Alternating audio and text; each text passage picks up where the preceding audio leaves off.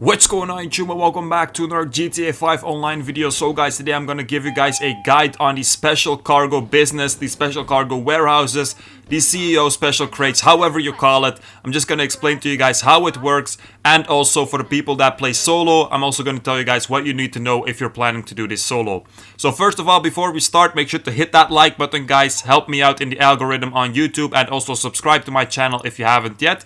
And the first thing that you need basically for this business is a CEO office, because the CEO office is the only place where you can purchase a special cargo warehouse. For the people who don't have a CEO office yet, this week they're in discount. I would recommend the Maze Bank West for the people who don't have a lot of money right now, only 400k, and then Arcadius or Maze Bank Tower, whichever you like more if you have a lot of money. They both look very nice and the locations are practically the same.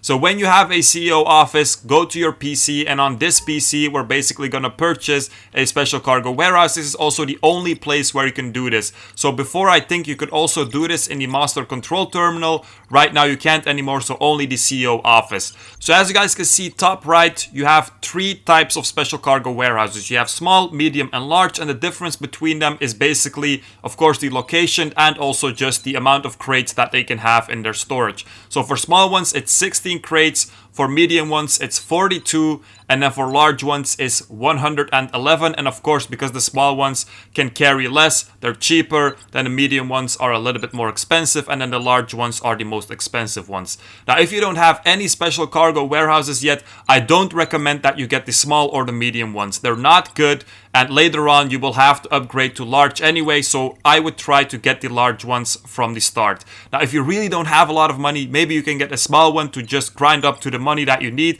and then get a large one, but definitely the large ones are better, and you guys will get in a bit why they are better. So when it comes to the location, there are two that you have to get. So Logistics Depot and then Darnell Bros Warehouse. The reason why you need to get two, by the way, you guys will see that in a bit as well. But basically, when you buy crates for one warehouse, after you're done with the mission, you will have a cooldown time. And instead of waiting, you can already start buying crates for the other warehouse. So this way, you won't have to wait, and you're also just avoiding cooldown time. Another good location is also West Vinewood Backlot. Now the reason that these three locations are good, by the way, is basically because most of the source missions, most of the crate missions are in the north of the city, are at the top of the map. That's the reason why they're good. But basically the reason also why you shouldn't get West Vinewood Backlot and why you should get Logistics Depot and Darnell Bros is basically because those two are close to each other, and I will explain in a bit why they have to be close to each other as well.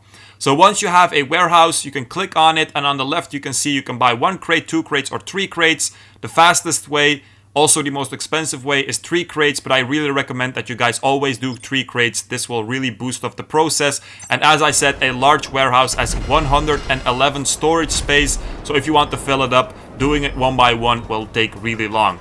So when you do 3 crate missions, you have two options. Either you have 3 separate crates that you have to pick up one by one and bring to the warehouse one by one, or you will have a one vehicle mission. So one vehicle and you immediately get 3 crates. This is totally random, but most of the time lately, I have to be honest, like more than 50% of the time, it's a one vehicle mission. So one vehicle for 3 crates. If you have a Oppressor Mark II, by the way, this will help you a lot by grinding special cargo, or for example a Buzzard or a Sparrow is also perfectly good.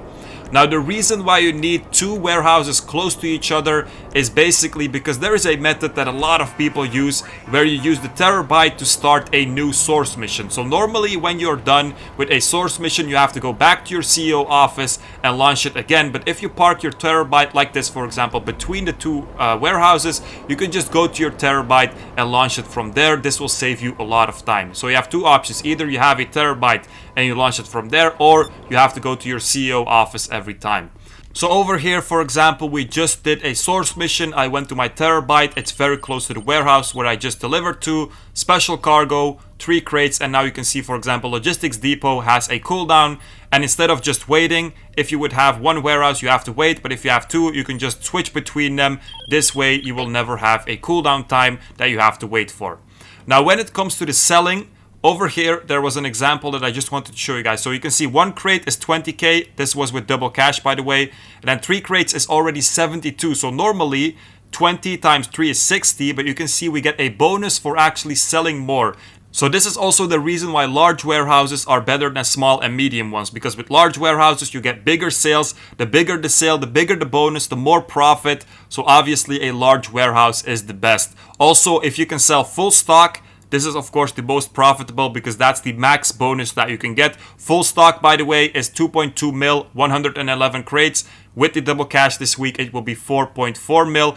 And the amount of cash that you're spending on crates if you buy them 3 at a time is 666. So your profit in a normal week is 1.5 mil. And this week with the double cash, it will be around 3.8 mil, which is crazy good, of course. It does take a long time to fill it up, but it's very good.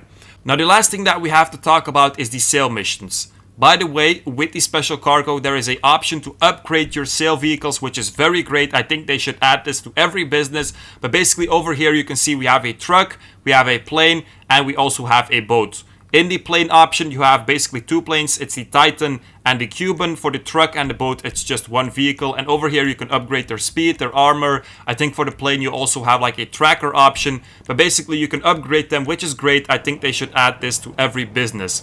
So the first option, the truck, the brickade. For this mission, you have 2 varieties. Either you have to do 1 drop for each truck, or you have to do 5 drops for each truck. Let's just say you're selling full stock. The max amount of brickades that I got until now is 3. Let's just say you have the worst case scenario, 3 trucks with all 5 drops that you have to make with each one of them. So 15 drops in total. I'm going to tell you guys, you can still do this solo easily in the 30 minutes that you get. So the brickade mission, you can definitely do this solo. So that's very good news if you get this. Over here, for example, I also had to find the location of the drop-off with Trackify. Basically, just follow the red dot, go to the red dot, and also keep in mind you're selling something that you're not supposed to sell. So it will probably be like in a secluded area, like a parking lot, and not in the middle of the highway. So that's also something that you have to keep in your mind. Next up, we've got the planes, and with the planes, there is a issue. So it's not a problem with the time. You can always do it in the given time limit. Doesn't matter how much Cubans you have. With the Cubans, you also have like an option between 1 drop or 5 drops or 10 drops. But the thing is, before you start, you have to go to the locations where you are going to do the drops, because there will be NPCs, and there is one variant of this mission where you have a Valkyrie coming after you. If you guys know what a Valkyrie is, it's basically a monster helicopter. So go to the locations, go to the drops first with your oppressor, with your chopper, doesn't matter, and check for the Valkyrie or for the buzzards. And if you can find them, obviously take them out, and when everything is clear, you can go ahead and get the plane and do the drops. So before you start, get in the plane, because if you get in the plane, you will get the drop-off locations, and then go ahead and go with your oppressor. Just go fast. You don't have to like go literally to every location. If you're just in the area, the helicopter will already pop up if it's there. So this is another variant of the Cuban mission where you only have 1 drop, so we have to take it to the Sandy Shores airfield. And if you have this one, you know for sure that there's gonna be NPCs. Now these NPCs aren't that big of an issue like the Valkyrie, but still go ahead and take them out first before you actually bring in the plane, because if they take you down somehow, your product is gone. Now one more thing that you guys need to know, by the way, about the special cargo is if you don't deliver everything, you don't get any money. So for example, if you have 15 drops and you do 14, you get nothing.